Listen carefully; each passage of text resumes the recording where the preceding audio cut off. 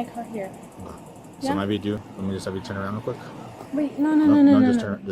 Welcome back to Advocacy, Alchemy with Professor Ross. Today we have a good one, guys. It's 12:22 a.m. early Friday morning in New Mexico. We have a black BMW that's flying through a school zone, and you know that's never a good look. The driver admits to having a rough night. She even mentions a family member passing. The big kicker, she only had one drink. But as this stop unfolds, the story shifts from one to more. We'll watch how a late night traffic stop turned into aggravated DWI, battery on a peace officer, speeding, and more. With that, let's jump in. Hi. Hello. How are you doing? I already know. The speeding. Am I speeding? Yeah. So just before Wyoming, you just gotta slow down a bit, okay? I just want to go home. Let's go home. Okay. Can I just pull up my insurance? Yeah. Yeah. If you have your insurance. How's your night going? Honestly, I'm having a really bad night. Yeah. I'm sorry to hear that. My grandpa just died. Oh my gosh. I'm sorry. Wait, don't make me emotional, please. It was today? Or just recently? Or today? Yes, I don't want to talk about it, please. Alright. Hey, you just gotta slow down a bit. Where's home at? Pennsylvania Street. Oh, okay. It's down the So street. you're pretty close. No, I just want to go home. Like Okay. she's gonna spend the night. I don't Okay. I don't want to make her any trouble. Like No, here you go. It's probably just the. Can you Just press take it? it. Just take Oh, I don't it. wanna Like, grab your I don't phone. want to cause any trouble. There's just I'm an ID serious. card right there. Can you just press that real quick? Okay, just try and get it up if you can. I'll be right back, okay? But I have insurance. I promise. I Okay. promise. Don't. I believe you. I believe you. I Not a don't want to problem. make your night like gross. Like I know. Okay. I'm sorry that my grandpa just like meant so much to me. I'm sorry, dear. Is that okay? I know, Let me. I know. No alcohol or anything like that tonight? No, sir. No. Okay. Can I just check your eyes real quick? Is that okay? Okay. Can you bring your head out just a bit? Wait. Just- Okay. Let me put this right here. Or can I give you that? Yes. Okay. You see it in my finger? Yes? Mhm. Okay, just follow the eyes and eyes only. Don't move your head or neck, okay? Do you understand that? Mhm. Can you just follow the tip of my finger real I quick? am. Okay. Okay. So can you face me like a little bit? Do we get out or? If you feel more comfortable. If like you want to follow us home, you can. Okay. So I'm just worried because I can smell the odor of alcohol. So I just want to make sure that you're okay. I just want to go home. Okay. Like my house is like 10 minutes right here. Okay. If you want to follow us home, you can follow us home. So I can't do that, but I want to ensure that you're safe to get home. Okay. Go ahead. You haven't had anything to drink tonight? Can I have you just stand right here? Maybe like an hour ago. Just an hour ago. Okay. But I'm also like a lightweight, so like. Okay. What was it that you had to drink? I had like those like Hey Dudes. It's like a seltzer. Okay. You just had one. You had two. I only had one. Okay. And how long ago was that last? Like 2 Drink. hours ago. 2 hours ago. Okay. Other than that, that's all you had? No. So it's a seltzer that you had. You had no like liquor, nothing like that. Yes, sir. Just that one drink. Yes, sir. Okay. Are you okay with doing some tests real quick? Is that alright? I'm not gonna lie. I just want to go home. I understand that. It's just like I said. I'm observing these outward signs so I can smell the odor of alcohol, and I just want to make sure that you're safe to get home. Okay. And again, Right, you just had one drink tonight. That's it. I had a couple drinks tonight, but at the same time, like I didn't leave the place that I was at. Okay. Have you ever been diagnosed with a natural nystagmus? Yes. Okay, what's that? Astigmatism? Not astigmatism. It's a nystagmus. It's a No, condition sir. of the eyes. Are your shoes comfortable? Not really. No. What's your highest level of education? I'm in school right now. You're in school right now. Yeah. Like college? Yeah, I graduate in the spring. If it makes you feel better, do you want to follow us home? So I can't do that. But I have some other tests. If that's okay. It's not walking or balancing or anything like that. Okay. If you're okay with doing that, okay? What I want you to do is I want you to start at the number 47, count backwards, saying every number in between to 32. Okay? You're going to count backwards. Do you understand that? Do you have any questions about that test? No? Okay. You can just look forward and then you can begin, okay? Do I have to walk forward or No, what? just look forward and you can do the test. I feel like this is a trap, though. Why? It's just counting backwards. That's all it is. Like, from what? From 47 to 32. Okay, do you have any questions? 47 to 32? Hmm? 47, 48.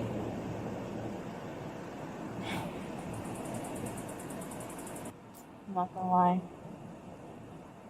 I don't feel good. You don't feel good? Why? I'm pregnant. You're pregnant Yeah. and you're consuming alcohol? I'm not consuming alcohol, I just don't know what to do.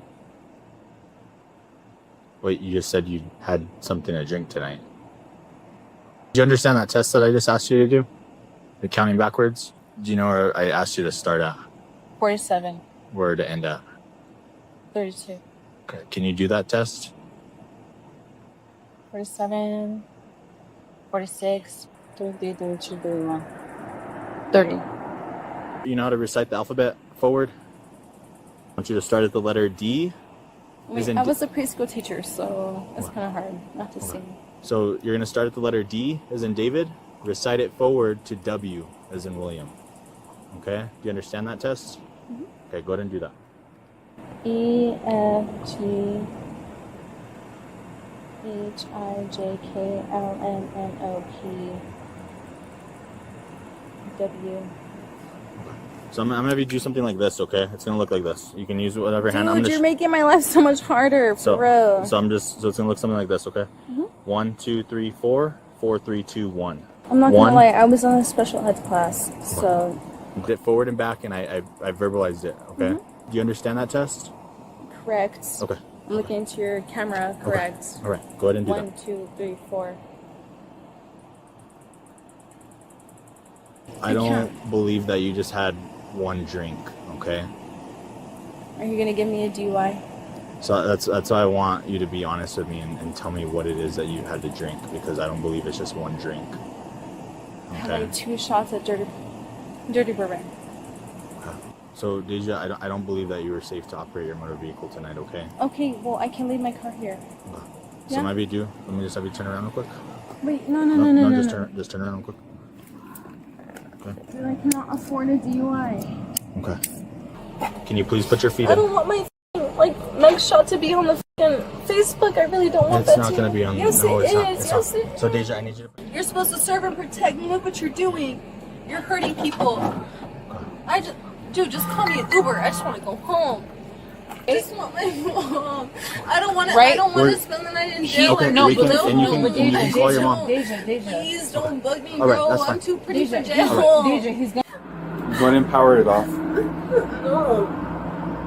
Well, I'll power it off. Please stop. No, please. My mom has So you already had your phone call. My mother Powering it has off, my so you can have- location. You know your mother has your location either. Please Your mother having your don't do location? that. Don't. Stop. That's Hey, my stop. phone. Stop. I already told This you. is my property. You are Let go of under the arrest. Ow. We will break Ow. it. We will break it. Ow. Stand up. You're hurting me. You're Stand hurting up. me. You're hurting me. Stand Let up. go of me.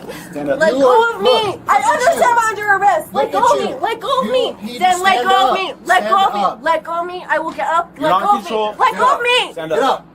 Let go of me. What's wrong Why are you with acting like a child? Because you're a bitch. That's why. That's why I'm a bitch. So Yes. you gotta act like a child? Yes. Just stand up and go in there. Walk. Is it cold in there? It's the same temperature. I throughout the whole don't thing. care. My Stand hands up. hurt. You guys are awful people.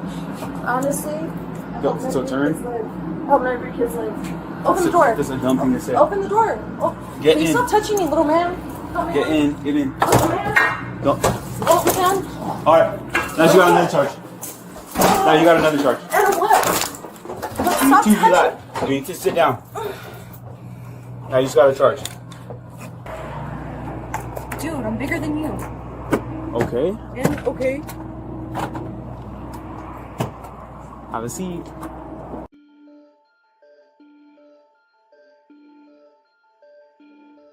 Okay, what you think about that New Mexico case?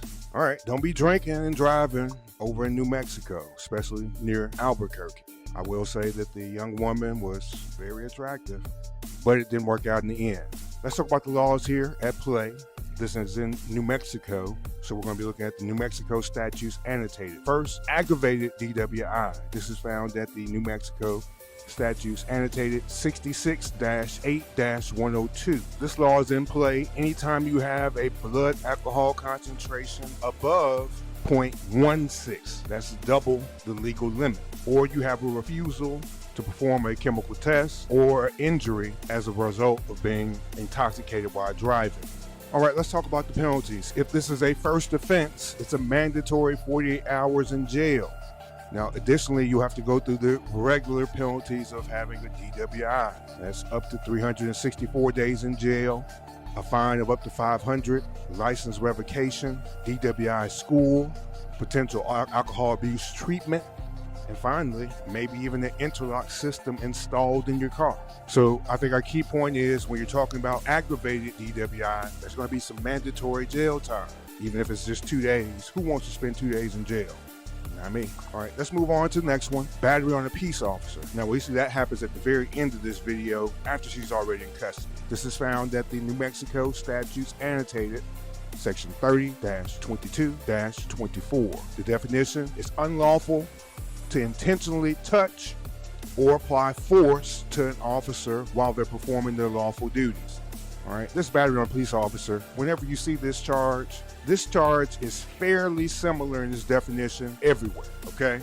It requires a battery. That's anytime you have unwanted touching on a police officer, okay? So when we see these and we talk about this daily or weekly, it's going to be applicable almost everywhere. Now, in New Mexico, you could be sentenced to a 4th degree felony. That carries up to 18 months in prison, a fine of up to $5,000. Keep your hands to yourself. That's the big lesson. If you're stopped by the police, their job is not to be hands-on with you. They don't want to go hands-on with you. Nobody wants to be hands-on with another person, all right? Unless it's in some loving way or something, all right? Our next charge, speeding in the school zone. Now, he mentioned this.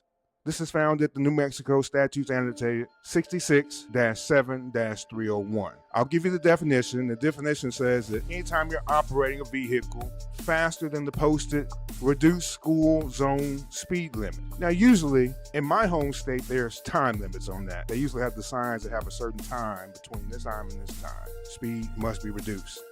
Let's look at the penalty here. Now, there is an enhanced assessment, and your fines are going to be double if you're speeding in a school zone. All right, so the typical school zone speeding fines is anything between $60 and $300. And that depends all on how far over the limit you're going. Now, my question here, if this was going to go to court, I would argue the time. There's no kids out at 12 o'clock in the morning. There's no people out, usually, but college students getting drunk. But truly, there's no kids out usually at 12 o'clock or 1 o'clock in the morning. By the time this whole thing is over, it's like 1:50 in the morning. So I think that charge might just need to be reduced to just a speeding charge. That's what I would argue for. Now, it'll be up to the judge, and if they're going to grant that. And it will be a motion between both attorneys arguing to the judge for that result. Finally, an improper display of a license plate. This is found at the New Mexico Statutes Annotated, Section 66-3-18. This is failing to properly display a valid license plate on the vehicle as required by statute. All right, this is a petty misdemeanor over in Arizona. You can't be punished up to 6 months in jail, more likely to get a fine of $500. And sometimes that fine can be as low as even something under $100, okay? That's just a technical violation that will get you pulled over by the police. Now, whether that be the last charge you receive once they pull you over, that all depends on how you're acting and what you got in your car. Okay, next, let's move into the evidentiary standards. They're important because every time we interact with the police, they're going to come into play. All right, now let's discuss the evidentiary standards. Now, these are going to be important, and we talk about these daily, and we usually walk through them from the lowest to the highest level of evidence that's going to be required. Let's do that today. Starting at the lowest, mere suspicion. Now, at this level of evidence, the government and the police, they don't have any real proof just yet. All they have is just a hunch that something feels off about the situation, all right? Without any proof, they can't take any legal action against us. Now, let's move up to the next level, reasonable suspicion. Now, at this level, the government and the police are going to be able to stop us, ask some questions, and it's because they believe they have enough articulable facts that show that some criminal activity is afoot. And that just means that some criminal activity is happening right now or it's about to happen. The best example here is the odor of alcohol on the woman's breath, plus her own admission that she had drank one seltzer. Now that gives the officer grounds to expand the stop into a DWI investigation and potentially ask her to perform some field sobriety tests. So remember, at reasonable suspicion, the police, they can detain you. And that detention can only last as long as they need to complete the investigation. At the end of the investigation, we either move to our next level or they let you go. The next level is probable cause. Now, when you hear probable cause, I just need you to remember, that means somebody's getting arrested. At probable cause, the police can arrest you or the police can search through your property and take some stuff. What does probable cause mean? Probable cause means that there's enough evidence to convince a reasonable person that a crime has been committed and the suspect is involved. At this level, somebody's going to get arrested. Also, the police can go back to the judge, they can get a warrant, they can come back and search, or they can come back and arrest somebody on a different day. Now here, we had a shifting story from the woman. I believe her name was Daisha. She went from having one drink to a couple of different stronger drinks. She went from having one seltzer to at least 2 bourbons. The officer's observations of her horizontal gaze, nystagmus, and the difficulty with simple tests, all that adds up to probable cause for an aggravated DWI. All right, moving up one more level, we have preponderance of the evidence. Now, at this level, it means that it's more likely than not that the claim we're trying to bring is true. In order to win that claim, we need at least 51% of the evidence in our favor. Now, to lose our claim, the other side needs 51% in their favor. This is the realm of civil cases, when people are suing each other for money, suing each other for contract breaches, all that stuff. Now, if you were to weigh this woman's explanation, grief because her granddad died, she's pregnant, she's stressed out, all that's going against the officer's observations, and eventually the scale is just going to tip past 50% and toward impairment. You might wonder, why is that? Well, simply she tried to pull every rabbit out the hat to try to get off. He was going to let her off at first too. Do y'all remember that? He was going to let her go home. But something just kept pushing a little bit further. Well, let me see if she can pass this test.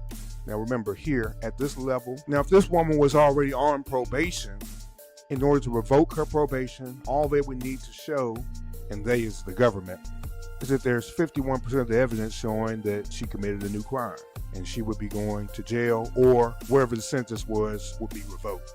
Let's move up one more level, clear and convincing evidence. Now this is still in the civil realm, usually. If you have a case that's going to require more receipts, this is the level you'll be at. This level means that it's highly probable that your claim is true, substantially likely that your claim is true. It's going to take about 75% of the evidence in your favor to win.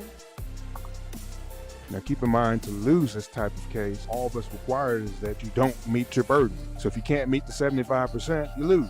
The other side doesn't have to meet 75%. They just have to keep you from getting to your 75%. They just have to keep you from meeting your evidence. That's all that's required. So this is used in the type of cases like family law cases where they're fighting over kids, mental commitment cases. If you're suing somebody because they defrauded you, you might have to meet this level of evidence in a criminal case if you're going to bring a novel defense no one's ever heard of. You're going to need to bring some proof showing that, hey, okay, this is likely true. All right, once again, that's not really going to be applicable here unless she has to go to some sort of administrative hearing dealing with her license behind this DWI. And that's a strong possibility with it being an aggravated DWI with a few other hinges and a few other penalties. All right, let's move up one more level beyond a reasonable doubt. This level is important, all right? As a person that's worked in criminal law for years now, beyond a reasonable doubt is the highest level in the American justice system. It's required for every criminal case. The prosecutor has to meet this level for every element of every charge they're going to bring. What does beyond a reasonable doubt mean? It simply means there's no other logical conclusion besides the defendant being guilty of the charges that are brought against them. All right, so here, they used the machine to show that her blood alcohol concentration was higher than 0.16. It was over double the limit. It could be 0.165, it could be 0.17, or anything else higher than 0.16. If they're able to prove that beyond a reasonable doubt, then the jury can convict Daisha of being intoxicated while driving.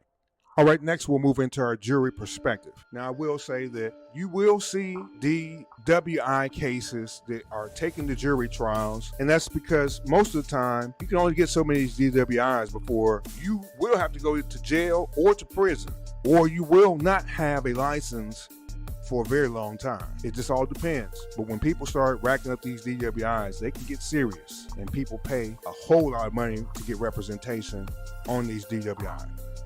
All right, now imagine yourself on this jury. You're dealing with a college student, drunk driving, fighting the police, all that stuff. We've seen the body cam footage. We've heard the testimony from the officer.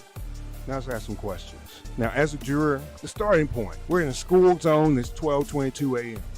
Just that much information alone, is that a red flag for you? Would you already be thinking, why is someone driving through a school zone after midnight?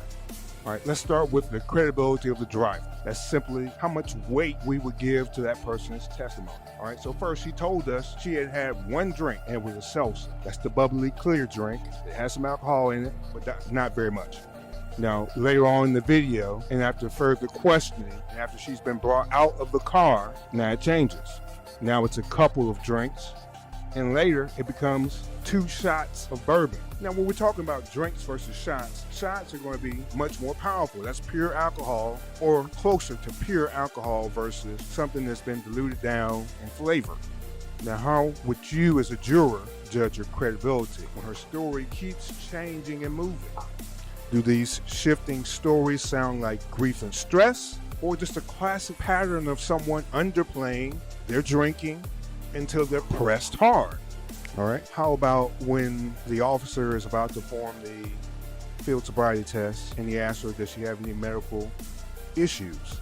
And she says that she has a natural nystagmus, but she was confusing that with a astigmatism. Now, they sound the same. They both deal with your eyes, but one is about the movement of your eyes and the other is about the shape of your eyes, okay? I'm not a doctor, but I do know what some of these things are since we deal with them all the time. Now, would you view this as genuine confusion, or was it an attempt to dodge the officer's test? It seemed like she was real quick to say the negative of each thing needed to begin the test. Can you keep your balance? No. Do you have any issues with your shoes you got on? No, these ain't comfortable shoes. You have a problem with your eyes? Yes. So what do you think about that? How much weight do you give to her explanation? And the next one right after that, she said she was pregnant. Now you tell me, does that change your perception about her choices? And do you think her making that statement, does it make her less credible? Because she did admit to drinking. Or does it make her more sympathetic? Going back toward the stress and emotions. All right, how do you feel about the officer conduct here? I've mentioned several times, hey look, that's one issue when you have young officers on the job. They're going to come in contact with other young people. So, how do you think the young officer held up? Did the officer act reasonably in continuing these tests and also asking those follow-up questions that ultimately led to her arrest? Or do you see points where the officer could have handled things a little bit differently? I think he did a good job seeing the circumstances, saying that he doesn't know if the people he meets are lying to him or telling the truth most of the time. All right, final point. All right, we saw the resistance at the police station. That was simple. It can go. A jury might see that as the type of action that would be resisting an officer. Looking at the night overall and these charges, did you find her guilty or not guilty? And what type of punishment would you be looking at? Do you think just suspending her license is okay on this one? She definitely had to do 2 days in jail. All right, so this is a late night stop in New Mexico. It showed us how quickly a traffic violation can turn into a stack of criminal charges. The simple act of driving around at 12:22 in the morning and speeding through a school zone, it put this woman on the police's radar. And her story put her in cuffs. Her resistance, well, that added some felony battery. And we even had some smaller details that got written into this case. The key point, the law doesn't give free passes for grief, stress, or bad nights. When you're behind the wheel, your decisions carry legal weight. Now, this case is a reminder that evidentiary standards, they matter. From mere suspicion at the school zone all the way to probable cause for an arrest. Now, I think when this case gets in front of a jury, if it makes it there, the answer is fairly clear. So, Leave your comments below. What do you think is going to happen with this case? Guilty, not guilty? Like the video, subscribe, share the video with someone else. Remember, this is Advocacy Alchemy, and I am Professor Ross. I'll see you tomorrow. Everyone have a great day. Everyone stay safe out there. I order you to subscribe to Advocacy Alchemy and return tomorrow, 8:45 a.m. Central, for another lecture. Dismissed.